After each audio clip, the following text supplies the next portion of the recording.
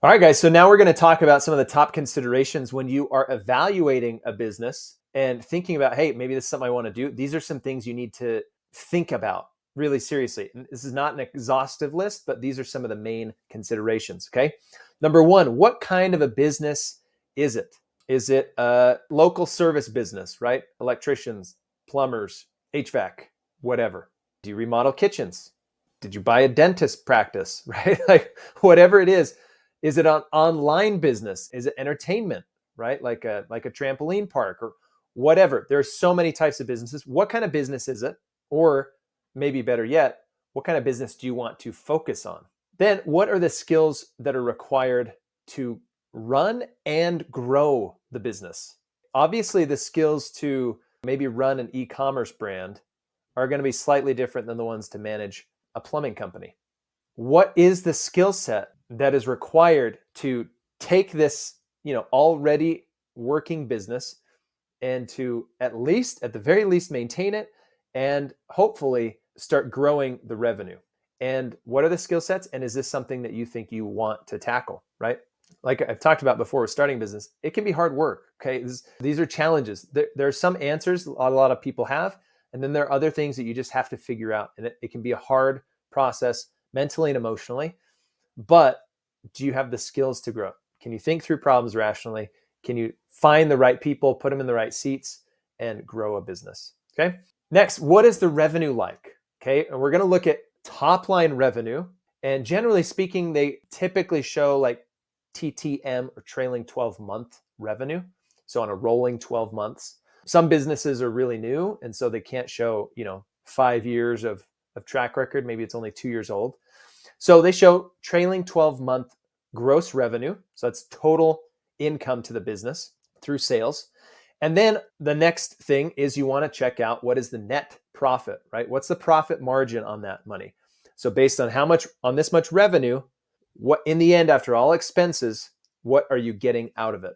What does the cash flow to the owner look like?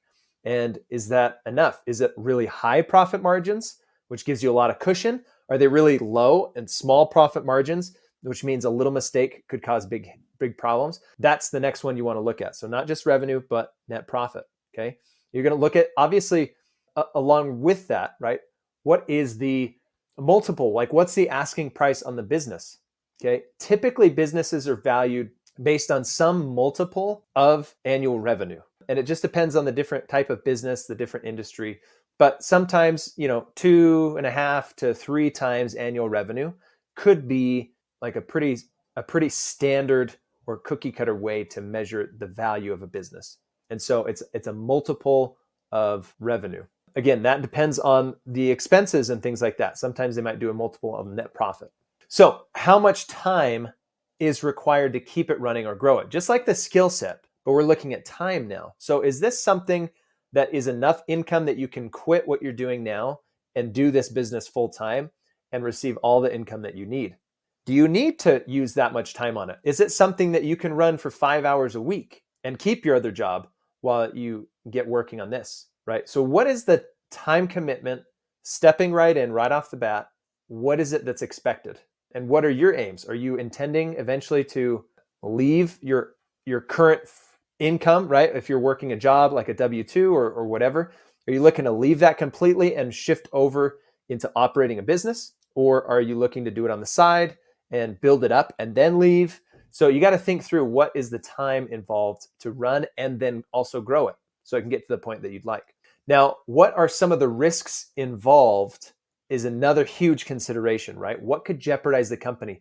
What are some of those events or market conditions that could take a suddenly successful business and completely decimate it? So if you think about, for example, a recent market shift when Apple decided to, update its privacy and stop sharing all this information with everybody, all of a sudden Facebook ads primarily, right? Facebook was driven off of all this tracking data, but all of a sudden they didn't have as much data. And so ads were not converting as successfully as they had before, and they became more expensive. And so then a lot of people have had to pivot, right? And really seek out other ways to drive revenue. All things like that, right? TikTok came along and all of a sudden it has more watch time than YouTube. And YouTube's been around for quite a while. TikTok's this brand new thing, a couple years old, and all of a sudden it's eating up, hand over fist, eating all this type of the watch time on the internet. And so there's all these market conditions. If it's an e-commerce business, are you on a platform? Like, are you using Amazon or Shopify? And what if they change guidelines? What if they change part of the user agreement?